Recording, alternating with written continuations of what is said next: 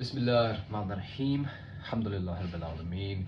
So I want to today, very briefly, I don't want to speak too much about this because if I speak more than I need to, I won't be able to go for my run. You know, my run that I need to do, like now. But really quickly, I just wanted to go into what I believe Satan is. Okay, because you hear a lot about Satan. All right, everyone talks about Satan as being the manifestation of evil, the great evil in the world.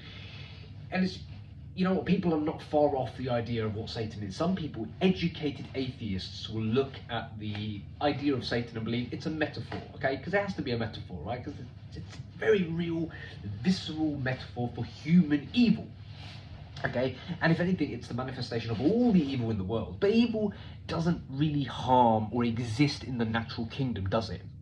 It doesn't, if you think about it. Like, evil doesn't really exist. Like, it just happens. It just happens, and the animals are indifferent to it. And it's like, you know, it's not really a big deal for the animals, right? All the stuff that's happening, all the evil that human beings look at. We look at it, we're like, oh my god, it's so tragic. Like, the zebra was eaten by the bloody lion. It's horrible, man. The child's been thrown in the lake and eaten by the bear. It's just, ugh. So many tragedies, so many horrible things that happen in nature. And I don't know, I'm gonna be a bit quiet because people are sleeping. But the thing is evil is something that human beings have given a name to through our perception. And what I believe evil is, and why it's synonymous for the idea of Satan, is it goes right back to the story of Adam and Eve in the Garden of Eden, okay?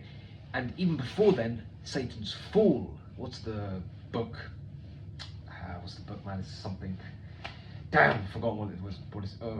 Completely forgotten what it is, what it's called now. But Paradise Falls, that's it. Paradise Falls, I think, something like that. Paradise Falls by so and so. I've forgotten his name as well. Great memory, great memory. It'll come to me at some point. But Paradise Falls, I believe, is the name. If that's not the name, then I'm really screwed. But anyway, you know what I mean, right? It's that book, and it depicts Satan's fall from grace. Satan's fall, right? So what is Satan? Well, Satan is an angel of light. He's described in the Bible as being an angel of light, Lucifer, angel of light, angel of enlightenment. Essentially, what he is he's wisdom. Satan is wisdom. Satan is light. Satan is the mind. Satan is the mind. Satan is the human intellect. Satan is the ability to pierce deeply into things and to gain knowledge. If you look at all things that depict Satan, they all have some element of compromising one's spirit or soul or goodness for the gain of something. And usually the gain is some knowledge or ability or power to get what you want, to have some desire, which is usually carnal in nature. So basically what you've done is you've sacrificed who you really are, because in this whole depiction of reality, we are spiritual beings. We're beings of light who are encased in these bodies of flesh. Okay, that's why morality and courage and valor and honesty and truthfulness and wisdom and temperance and all these virtues are all spiritual in nature. They are a spiritual plane. They are on a higher plane. The life of contemplation, as Aristotle, I believe, put it. Because I'm still very bad at all this knowledge. It's incomplete, incredibly incomplete, and I'm going on threads here. So feel free to just smash this argument to bits, really. But basically what Satan is I believe personally, he is the human intellect itself. And what's happened is the human intellect is meant to serve humanity, right? You're meant to submit, be in the present moment, you know, be here like an idiot, basically. Be an idiot, you know, be a fool, like, oh, I'm in the present moment. Oh. But then you apply your intellect to solve problems in the present moment, right? So if the door's breaking, you're like, oh, the door's broken, let me fix the door. You know, oh, that person's sad, let me go make them happy, right? Or, you know, I need to cook the food because we need to eat food today, so let me cook the food. It's intellect. It's meant to solve problems. And we can go further, solve big problems like the problem of nuclear reactors and poverty and all these big problems that we have. We could put our minds to it, scientists, philosophers, humanitarians, all the kinds of different fields of knowledge, scholars, theologians, philosophers, mathematicians, everyone, even school teachers, even basketball players. Even basketball players can play a part in solving world hunger, right? We all could solve world hunger like that if we wanted to. We could use this intellect to make the world a better place. We could use this mind to penetrate to the deepest truths of reality so that we could serve others. But what do we do with it? We don't serve others. We don't serve reality. We don't serve the present moment. What we do is we go into ourselves and we start thinking that we deserve everything. We deserve the great things. We deserve people to serve us. We deserve other people to give us things. We deserve other people to elevate us and exalt us. And we should go after exaltation. We should go after things to make us feel powerful and strong and great. And then we have all these ideologies which are body-based, like National Socialism or Social Darwinism, which is the core of it, which is the survival of the fittest. If we look at history, we're survival of the fittest. And then you turn into Hitler and you genocide the Jews, and then you get genocide by the Soviets because your ideology is fad. It's a fad argument. It's a satanic argument. If you look at Satanism, by Anton LaVey, it is essentially an entire philosophy and ideology based on what? Based on the corporeal identity of man to achieve all that he desires at the expense of other people. It's all a will to power. It's essentially Nietzscheism taken to an extreme form, which I think Nietzsche is satanic in complete and utter essence. Nietzsche is a fallen man who has fallen in love with his own intellect, fallen in love with his own pride, and has decided to serve himself. And that's what he's doing. So what Satan is, essentially, is that intellect, the human intellect, which was designed by reality to serve and have dominion over reality and to make it a better place and to tend to it as a garden, to tend to it. This little earth, it's just a garden, right? I think the earth is a garden, a beautiful garden. And human beings were born at a coincidental time and place where the garden is just perfect to live in and has great, bountiful, pleasurable things all around it. Like there's just abundance everywhere. But what happens is, what do we do with it? We become greedy, we hoard, and that's where poverty arrives. Poverty is a man-made thing. It's not a natural thing, it's a man-made thing. Because we're not sharing what we have, we're choosing to hoard it. It's not a good thing to have, right? It's not a good thing to just hoard and be covetous and be a golem. And even these the idea of being a golem it's coming from God, it's coming from reality, where it's pushing out ideas and thoughts through art, through inspiration, through thought, through medium, through everything, because it's God, it's reality. That's how it speaks to everything. And the reason why it touches you so much, because you relate to it to some degree, because you're like, oh, I've got that bit of me, the golem, that went, just once. It's once for itself. It's a greedy little lustful creature. It's evil. That's what it is. It's pure evil. And when we fall from grace, we are Satan. We are the satanic instrument, which is the intellect of the human mind, which falls from grace because when you're aligned with the present moment, you're at peace because there's nothing really wrong in the present moment. You're serving others, which fulfills your natural paradigm as a human being. So you're not feeling great, connected, you're feeling awesome, you feel valued. People in the community probably praise you because they feel like you're doing a good job. You feel like you're benefiting them, so they will give you praise. Right, you'll feel good inside, you'll feel good from the outside. Life just works really, really awesome, bountiful, abundance. When you're sharing, you're giving, you feel better than when you're taking. I mean, life's great. You're in the Garden of Heaven. You're in the Garden of Heaven, right? You're in the Garden of Eden. Garden of Eden. So you're connected to God.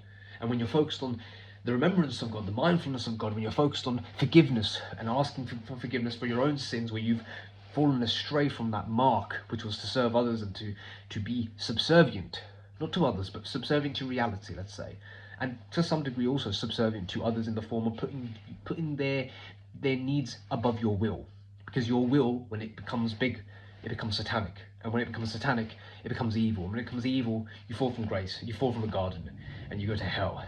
You go down. Many people live in this state. Many people live in the state of the fallen state. It's a hellish place to live in. It's a brutal place to live in. It's a nightmarish place to live in. And many people live in that state, which is why they need drugs, which is why they need alcohol. I've been there. You need porn, you need addictions, you need distractions, you need constant rubbish, because you're in a horrific state where you're separated from God. You're like Adam, who's separated from God, and you're ashamed, you're walking in reality, you're overthinking, you've got this shame, you've got this guilt, I don't want to be here, you can't look people in the eye, you can't tell the truth, you're on shaky ground, you feel fearful, like, you know what I mean? Like, we've all been there, I've been there. I just came back from a season where I was so immersed in my satanic thoughts, Like, I was so afraid. I fell so far into my satanic thoughts. I'd never felt this fear in my life. So, because I started thinking that, well, reality should serve me. That's what it was. It was this reality I was born in should serve me. That's why I was born. I was born to get what I want. And that's the key delusion of Satan. I'm born to get what I want. Fundamentally, human beings were not born for that.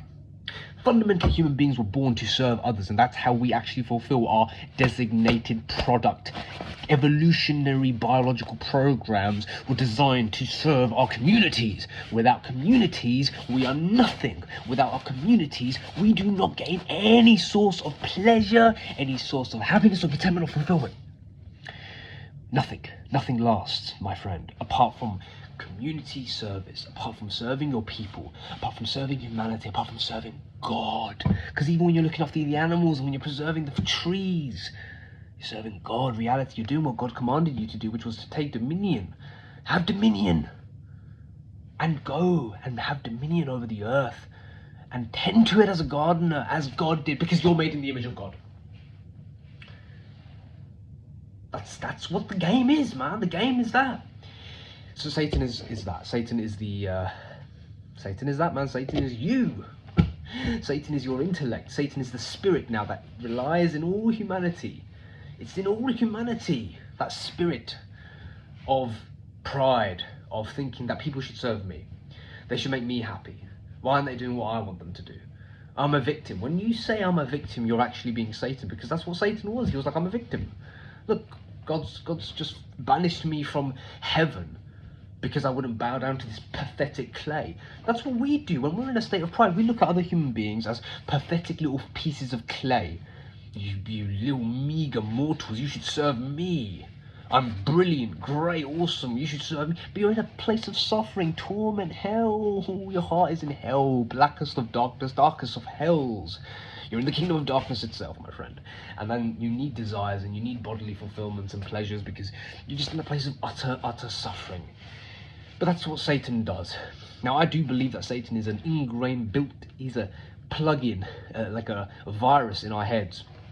And he's just there, right? And he's in the brain configuration, and it's called the ego, and it's there. It's like a spider. It's like a parasite. It's just there in your head, and it's always going to try and take you in and pull you into that place where you've lost the present moment, where you've lost service, where you've lost serving other people, lost doing good, lost Allah, lost God, and you now start serving yourself, start serving the ego, start thinking about yourself again, and become a desirous, lustful golem. It's always going to try and do that to you, and it will try all kinds of different techniques and things because it's attuned to you and your personal, your personal makeup. It's your personal shaitan, your personal devil, if you will. It's not a devil out there.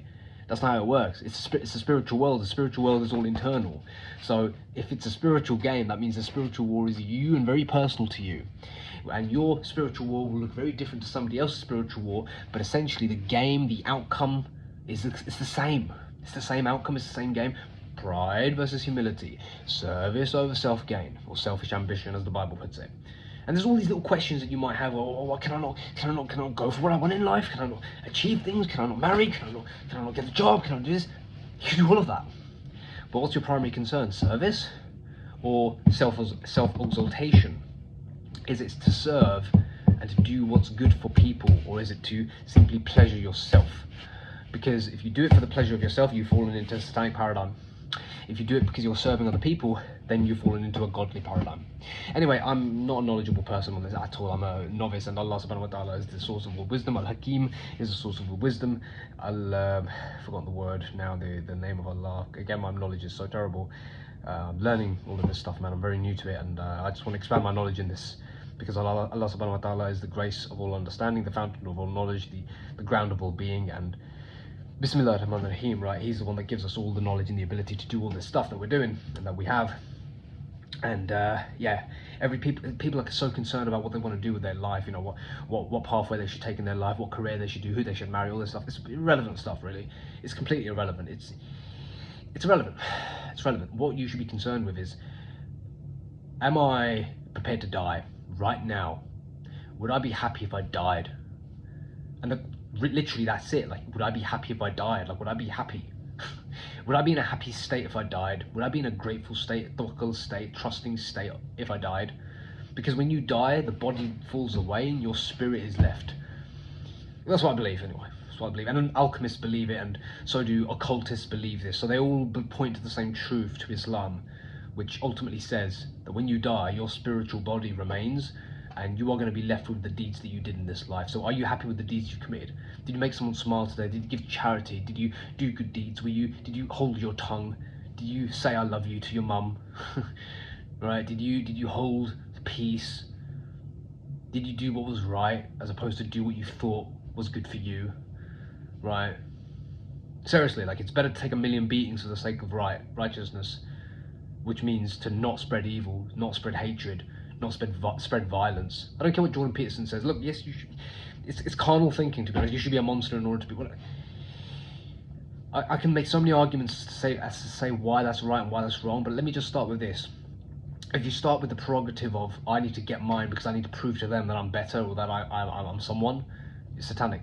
But if you're saying, you know, it's better for me to be a monster so that I can protect my mum or my sister or an innocent person who's being attacked by someone violent, then it's a different story. But if you identify with the body and you start thinking the body is you've fallen straight into a satanic paradigm again. Pride. What can they do for me? What can I get out of this? What can I get? Right? That's satanic. Satanic is always about desires. God is always about service. And the key is to let go of desires. Buddhism teaches this, Hinduism teaches this, Islam teaches this, Christianity teaches this. Every religion that's ever been anything teaches you to forsake desires and to focus on the will of Allah, to focus on the will of God, which is the will of the transcendent, which is the will of reality, which is the will of the present moment, which is if you just surrender to the present moment and look around and think, well, what needs to be done here? Literally, if you start, that's why Peterson's idea of fixing your room is so cool, because that's what it is. It's like, in the present moment, what needs to be done now? So my intellect, instead of being in its prideful state and overthinking and serving myself and creating all kinds of mental diseases and disorders, because that's what it is, because you're not doing what you're supposed to be doing. The system is not meant to be serving itself like a body, right? Think of it. The trees grow so that they can produce oxygen, so that other things can live off the oxygen. That's basically the purpose of trees, isn't it? Now, yes, trees compete for survival, so that the best one kind of survives. Right, cool, that's something that does happen. Yes, it does. But ultimately, the purpose is to be the best at doing what you do. So if you don't compete in the best of what you do, so that you can benefit other people, which is a competence hierarchy, which is what Peterson suggests, which is very, very cool, by the way, but that's what it is, then that's essentially what you're supposed to be doing. Even nature agrees with the paradigm, right? Even nature agrees with the paradigm. So, and then even nature agrees furthermore. The one that produces the best, the one that is the best at what it does, the one that is the most competent in the hierarchy, that is in that particular hierarchy, is the one that the female reproduces with. And telling you right now, that shouldn't really be your main concern, because it's such a...